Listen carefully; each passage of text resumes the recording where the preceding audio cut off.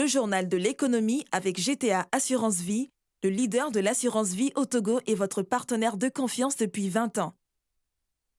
Madame, Monsieur, bonsoir. Bienvenue dans cette tranche économique dont voici les titres. Pandémie du Covid-19, enjeux et défis. Dans ce journal, ce que le Togo a pu capitaliser. Port autonome de Lomé, de nouvelles performances encore enregistrées pour une nouvelle année consécutive. Je veux parler de l'année 2021, après celle de 2020. Dans ce journal, tous les chiffres. Pour un nouveau dynamisme du marché financier régional, les différents acteurs se sont concertés à Lomé pour une réglementation des fonds islamiques aujourd'hui très présents dans les portefeuilles. Enfin, le FMI, Fonds monétaire international, qui s'inquiète des défis à relever pour une véritable relance de l'économie africaine. Madame, Monsieur, une fois encore, bonsoir et merci d'être au rendez-vous. Merci surtout de votre fidélité. Le journal de l'économie de ce mardi 1er mars 2022, eh bien, c'est parti. Nombreux sont les analystes économiques qui affirment que malgré les impacts négatifs de la crise sanitaire, le Covid-19 qui a montré les insuffisances de l'ensemble du système de santé en Afrique a aussi créé de nouvelles opportunités, surtout dans le domaine de l'innovation socio-économique et digitale. Une réalité aussi qui, au Togo, a permis le renforcement de la protection sociale et la résilience des acteurs économiques ainsi que des ménages face aux chocs exogènes. Mais en substance, que faut-il retenir concrètement? Voici les réponses que nous présente Urish Amega. Suivez plutôt. De 1,8% en 2020, l'économie togolaise a enregistré une croissance positive pour s'établir à 5,3% en 2021, en pleine pandémie du Covid-19. Ce qui constitue un défi inédit sur le plan sanitaire, socio-économique et digital. Corollaire des nouvelles politiques sociales permettant le renforcement de la protection sociale, la résilience des acteurs économiques ainsi que des ménages face aux chocs exogènes. Au rang des multiples initiatives prises par le gouvernement togolais, la mise en place du programme Novici.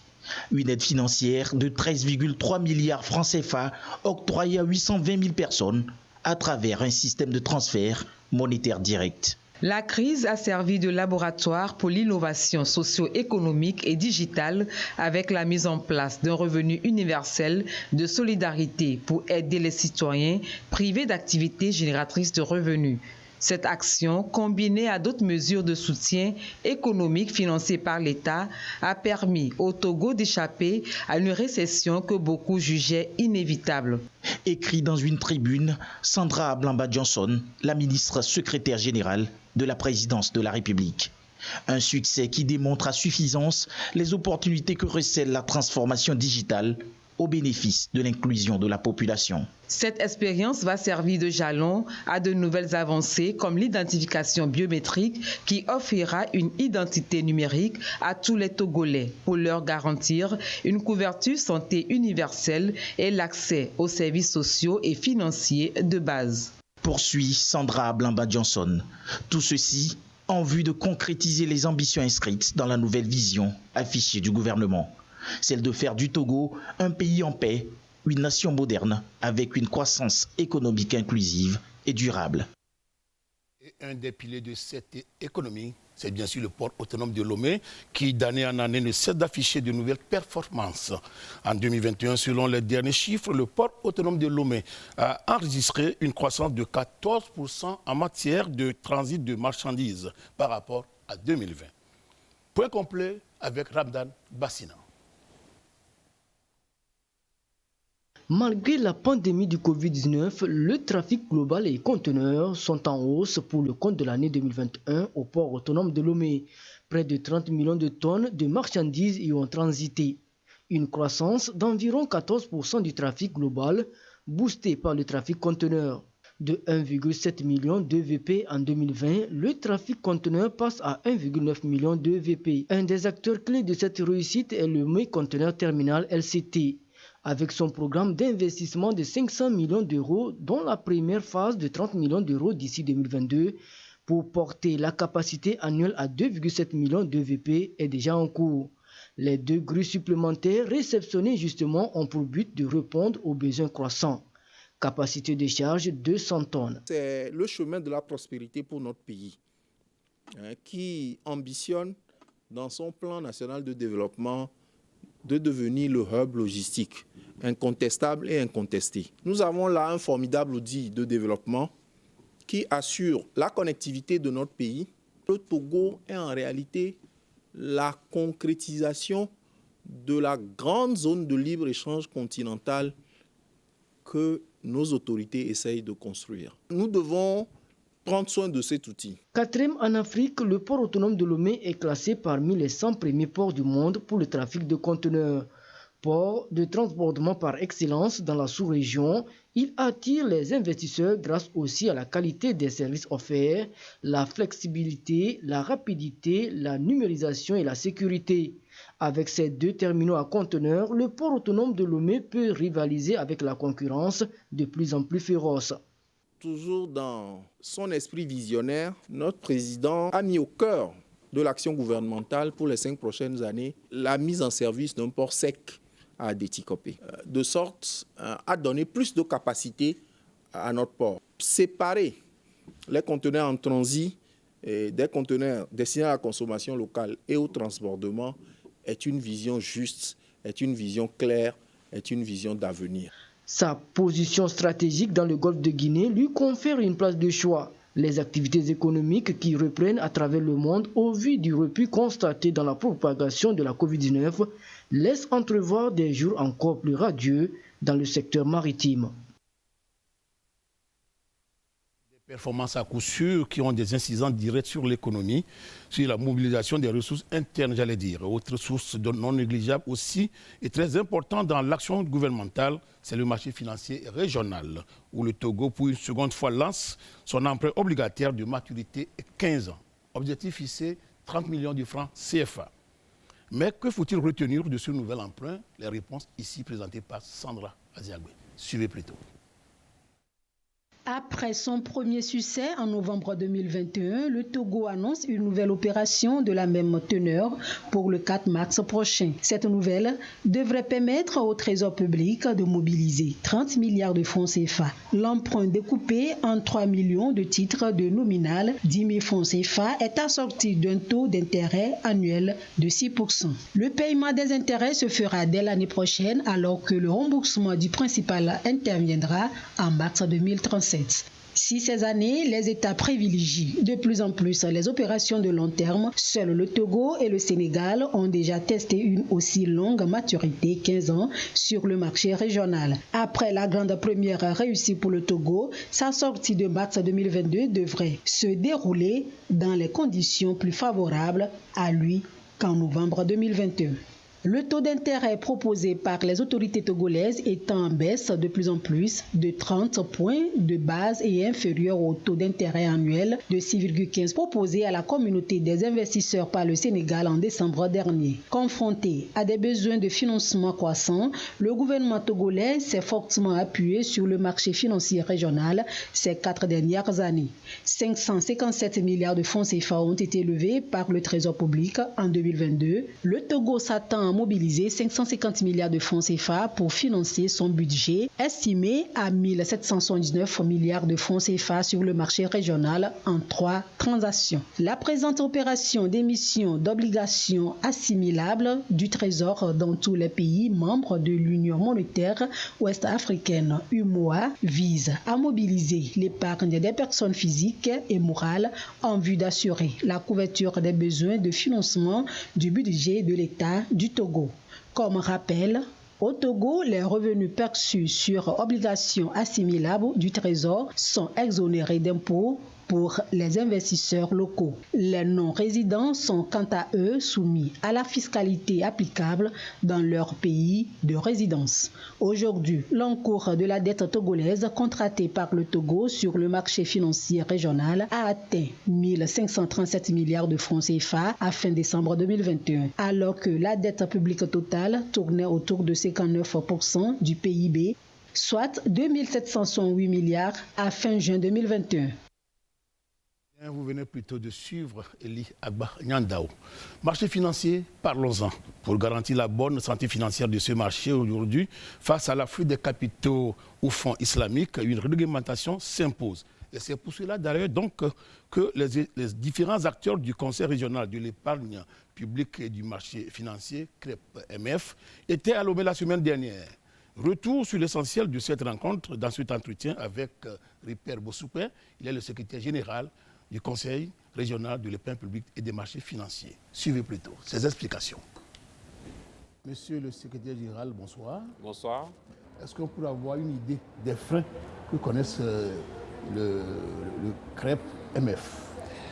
Le CREP-MF fait face à de nombreux défis. Et parce qu'en sa qualité de régulateur, quelque part, les défis du marché sont ces défis. Tant que les objectifs assignés par les hautes autorités de canaliser l'épargne pour l'orienter vers l'investissement productif n'a pas été atteint de façon satisfaisante, cela reste un défi pour le CREP-MF.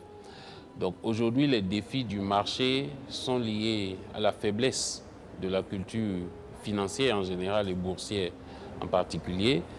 Nous avons observé que le nombre de comptes titres ouverts, par exemple, depuis la création du marché, n'a guère dépassé les 150 000 comptes. Et donc, quand vous rapprochez un peu ces indicateurs du nombre de comptes bancaires ouverts, qui aujourd'hui se situe à presque 20 millions dans l'Union et presque 40 millions de comptes en matière de monnaie électronique, vous vous rendez compte que nous avons encore beaucoup de chemin à faire. Nous avons également des défis en termes d'attractivité du marché. Nous devons travailler davantage à la baisse des coûts de transaction parce que le marché financier est censé être de la finance des intermédiaires. Donc si on est dans une logique de finance des intermédiaires, les coûts de transaction, les coûts d'opération sur le marché doivent être plus bas. Et nous avons lancé très récemment une nouvelle étude après celle qu'on a faite il y a 10 ans et qui a déjà permis d'impulser une baisse des coûts des transactions. On a lancé une nouvelle étude pour faire l'état des lieux et voir si on peut aller plus loin. Donc voilà deux grands axes que je pourrais rapidement citer comme freins sur lesquels on est en train de travailler. Oui, venons-en à l'actualité du jour pour parler de cet atelier, un atelier de validation d'un projet de cadre réglementaire sur les marchés de capitaux islamiques. Pouvez-vous nous en dire plus? Alors, le Conseil régional en 2014 a été saisi par certains États de l'Union pour pouvoir émettre des titres de la finance islamique.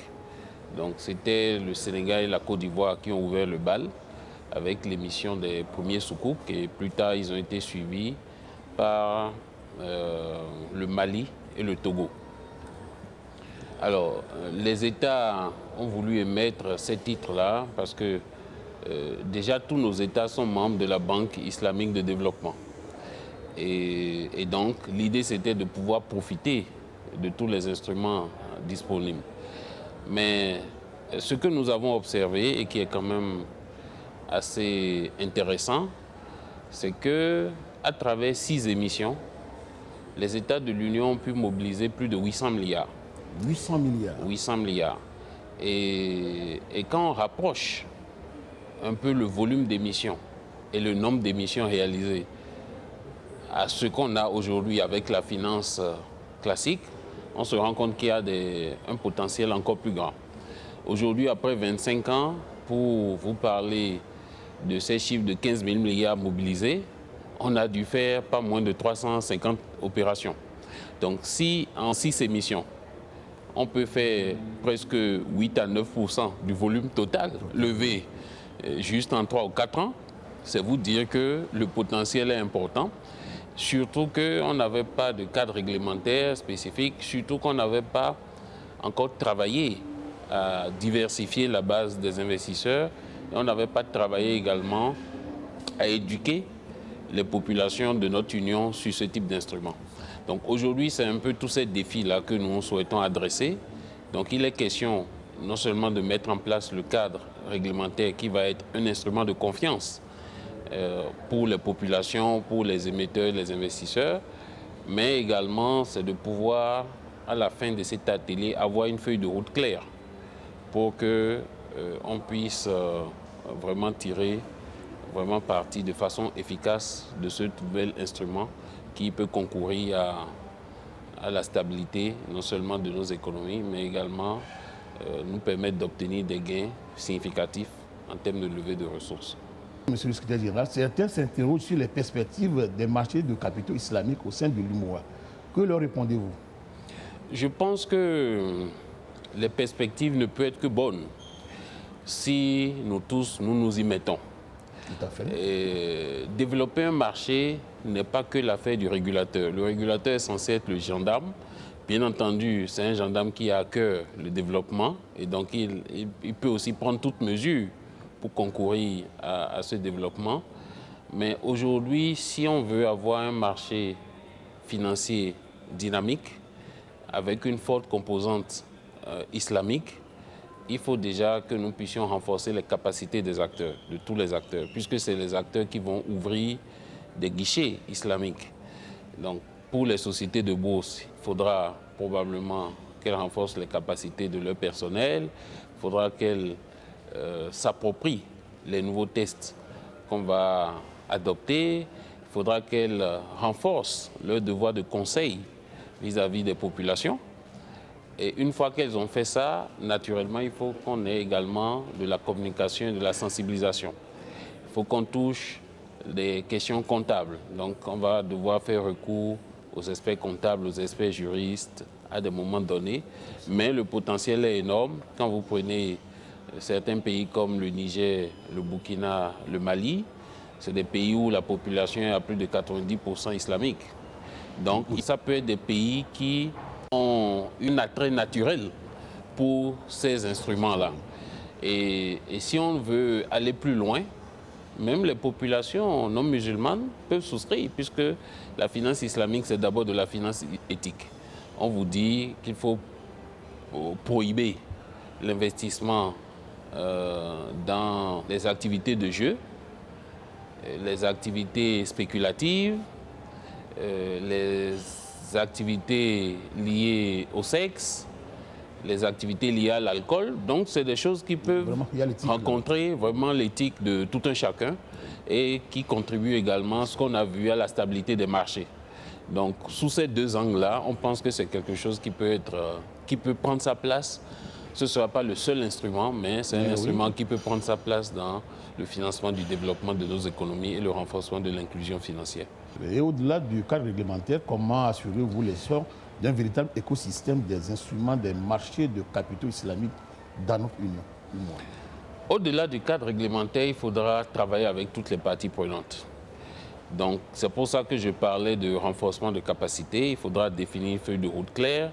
Il faudra probablement qu'avec les autorités de l'Union, on regarde aux questions fiscales, sans nécessairement chercher à faire un régime de faveur ou de la discrimination, mais il faut qu'on regarde les mesures d'incitation à ce type d'instrument en mettant en exergue les avantages. Et donc, si on arrive à faire ça, si on arrive à rendre lisible le cadre réglementaire aussi bien pour les investisseurs locaux que les investisseurs étrangers, je pense que les choses vont se faire tout naturellement et c'est nous qui allons vraiment en tirer tous les bénéfices. Monsieur le secrétaire général, quels sont les futurs chantiers du Conseil? Le Conseil régional est engagé depuis 2020 dans des chantiers structurants. Alors, on a 4 grands axes de chantier.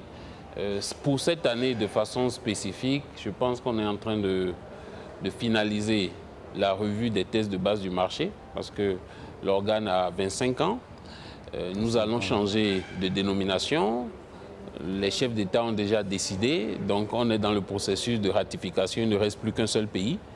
Donc, on a bon espoir que d'ici la fin du mois de juin, on aura une nouvelle dénomination qui sera Autorité des marchés financiers. Donc, ce sera beaucoup plus conforme à nos missions. Et on vise, à travers, en tout cas, cette refondation, on vise également à être plus proche des populations. On ne souhaite plus être un régulateur qui est seulement à Abidjan, mais on souhaite être un régulateur connu et plus proche des populations. Donc ça, c'est sur l'axe de la gouvernance.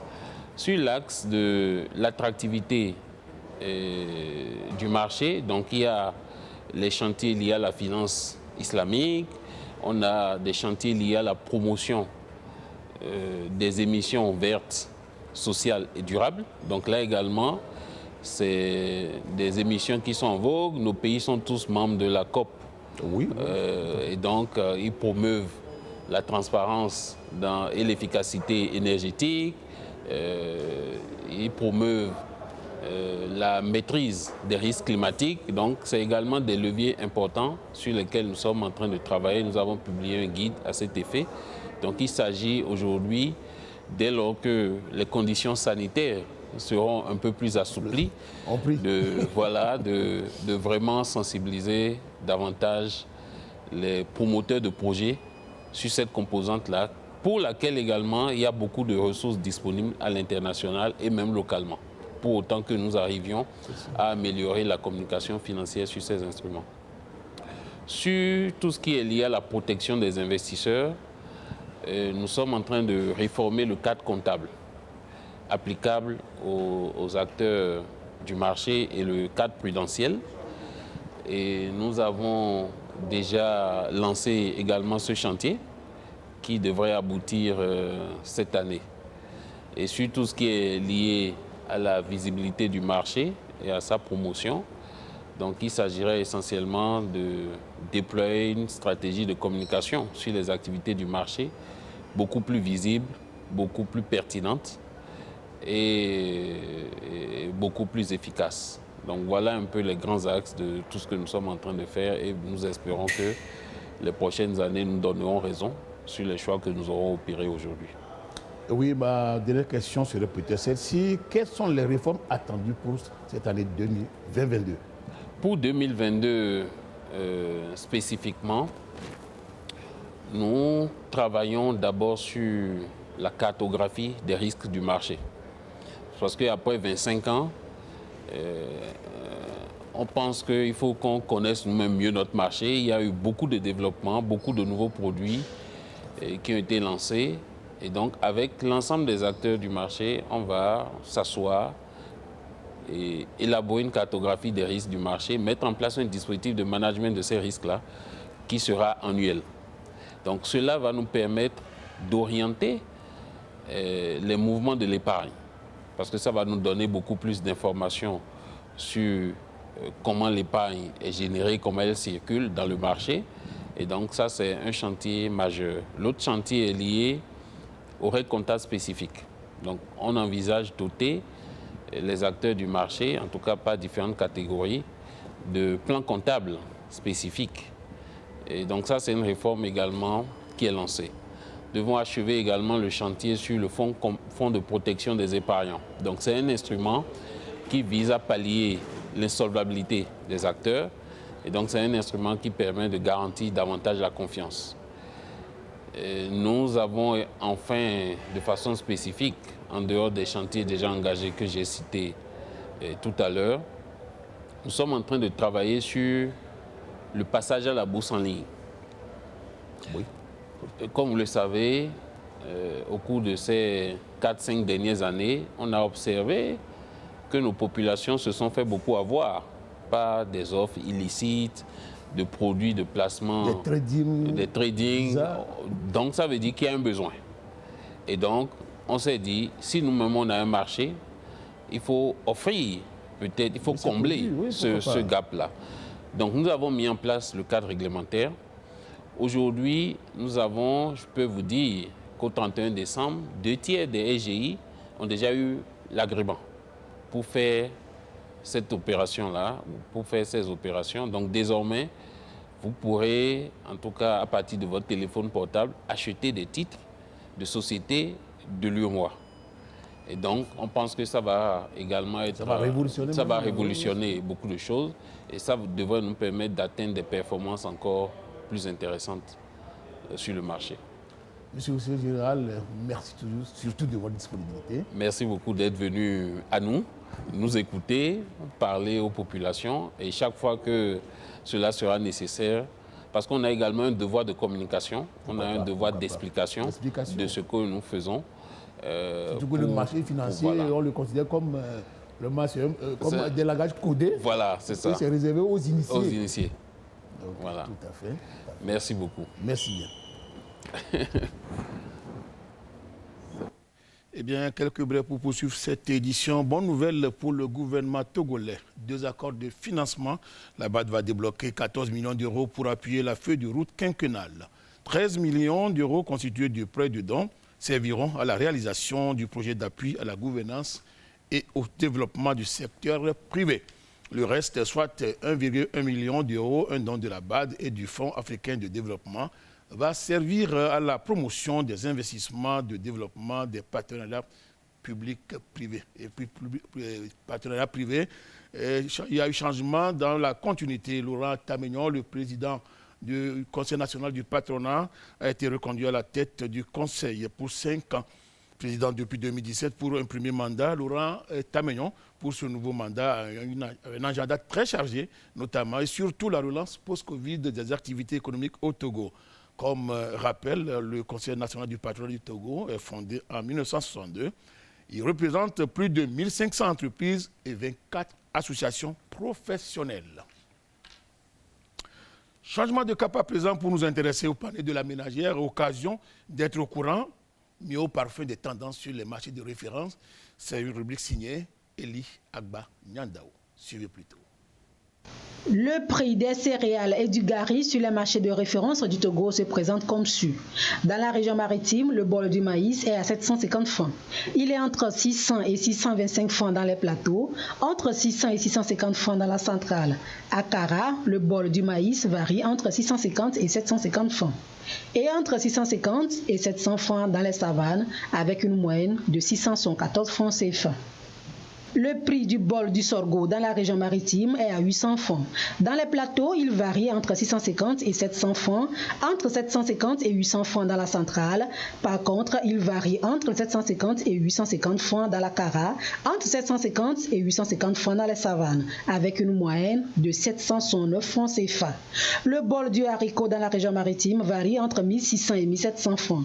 Dans les plateaux, il varie entre 1500 et 1600 francs. Dans la centrale, il est à 1800 francs. Dans la Kara, il varie entre 1800 et 2100 francs et il est entre 1800 et 2000 francs dans les savanes avec une moyenne de 1827 francs CFA. À présent, le prix du bol du mil. Il est à 1000 francs dans la maritime. Dans les plateaux, il varie entre 1000 francs et 1150 francs. Dans la centrale, il varie entre 1000 francs et 1100 francs. Dans la Kara, il varie entre 800 et 1200 francs. Et dans les savanes, le prix du bol du mil est entre 900 et 1000 francs, avec une moyenne de 977 francs CFA. Enfin, le prix du bol du gari. Il est à 1000 francs dans la région maritime, entre 700 et 750 francs dans les plateaux. Dans la centrale, il varie entre 800 et 900 francs. Il est entre 900 et 1000 francs dans la Kara et entre 1000 francs et 1200 dans les savanes, soit une moyenne de 963 francs CFA. C'était là le tour d'horizon des prix des céréales et du gari sur les marchés de référence du Togo. Toujours avec l'ANSAT qui porte à la connaissance des acteurs par la voie de sa direction que tous les producteurs, qu'une campagne spéciale d'achat de riz paddy est lancée à compter du 25 février dernier sur l'ensemble du territoire national. Cette campagne d'achat vise essentiellement à renforcer le stock national de sécurité en vue de mieux faire face à toute éventuelle crise alimentaire. Ainsi donc, le prix d'achat du kilogramme de riz paddy est fixé à 160 francs CFA, soit 16 000 francs CFA le sac de 100 kg. À cet effet, donc, la direction générale de l'ANSAT invite tous les producteurs du riz paddy à communiquer leurs offres de vente aux directeurs régionaux de l'ANSAT, de leur région d'attache pour les dispositions idoines à prendre pour les achats. Par ailleurs, la direction générale de l'ANSAT rappelle aux producteurs que les achats des produits suivants, maïs, sorgho, mil, riz blanc, IR 841 et haricots ou niébé blanc, pour le renforcement du stock national de sécurité se poursuivent sur toute l'étendue du territoire national au prix ci-après. Maïs, 180 francs le kilogramme, soit 18 000 francs le sac de 100 kg. Sorgho et mil, 220 francs le kilogramme, soit 22 000 francs CFA le sac de 100 kg. Le riz blanc IR 841, 380 francs le kilogramme, soit 38 000 francs le sac de 100 kg. Enfin, le haricot ou niébé blanc, 500 francs le kilogramme, soit 50 000 francs CFA le sac de 100 kg. Fait à Lomé le 24 février 2022, signé colonel Ouro Koura Agadazi. Après ce tour des marchés de référence, intéressons-nous au cours des devises pour ce mardi 1er mars 2022. Dollar US à l'achat, c'était à 581,00 et à la vente 588,00. La livre sterling GBP 781,500, 788,500. Le franc suisse CHF 634,500, 640,500 à la vente. Le dollar canadien CAD 558,250 et 465,250 à la vente. Yen japonais 5,050 francs CFA à l'achat et 5,110 francs CFA à la vente.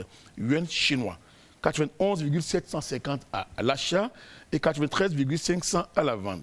Dirham Émirats Arabes Unis 157,750 à l'achat et 160,500 à la vente. Quant à l'euro, à l'achat comme à la vente, il demeure inchangé, 655,957. Eh bien, madame, monsieur, je pense que ce serait tout pour ce soir. Bonne suite de nos programmes. Prochain rendez-vous mardi à 20h50. Au revoir. Le journal de l'économie vous a été offert par GTA Assurance Vie, le numéro 1 de l'assurance vie au Togo.